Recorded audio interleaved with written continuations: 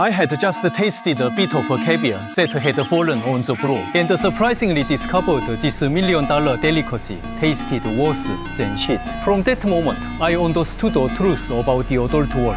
Expensive food is merely another symbol of wealth and status. Years later, through my own intelligence and talent, I became a world-renowned top chef, using my exquisite culinary skills to manipulate wealthy elites in the palm of my hand. This was just the first step in my revenge against the witch. To cultivate a culinary successor, I sent my assistant to search everywhere for suitable candidates. A talented girl named Annie from a poor family successfully caught my assistant's attention. Every customer who tasted her stir-fried rice noodles praised them endlessly. My assistant was conquered by the fresh aroma just from the smell alone. He immediately handed Annie a business card, saying she shouldn't be wasting away here. However, Annie just glanced at it silently, then reluctantly stuffed it into her pocket. That evening, Lisa searched online for the restaurant on the card and was shocked to discover the head chef was the legendary Chef Paul. Not only were there photos with top celebrities, but even ordinary people had to book 2 years in advance for a chance to eat dishes I personally prepared. And I was the same boy who had stolen caviar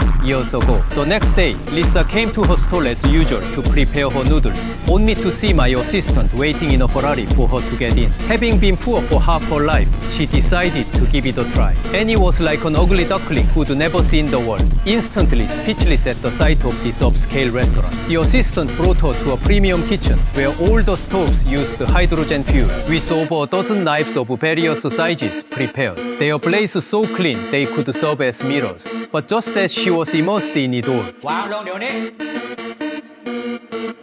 ขอบคุณค่ะ มึงพามันสอบอ่ะครับนะ hearing that working here required showcasing culinary skills, the insecure Annie wanted to leave. Just as she was about to exit, I blocked her way. Seeing her idol right before her, she immediately decided to stay. The interview task was simple. ข้าวผัด The man with glasses was very confident upon hearing it. For someone with his advanced chef credentials, this was child's play. He confidently served a steaming bowl of rice, while Annie took a box of overnight cold rice from the fridge, selected 2 plump chicken eggs, and once the peanut oil covered the entire wok, she directly cracked the eggs in and began stir-frying. At a tense turn, she poured in the overnight rice to combine. Meanwhile, the man with glasses was obviously more elegant. He first melted butter in the pan, added shrimp for umami when the eggs were too tense done, then added peas and diced carrots for color, before adding freshly cooked rice to stir fry. One used low heat and slow cooking, the other used high heat and quick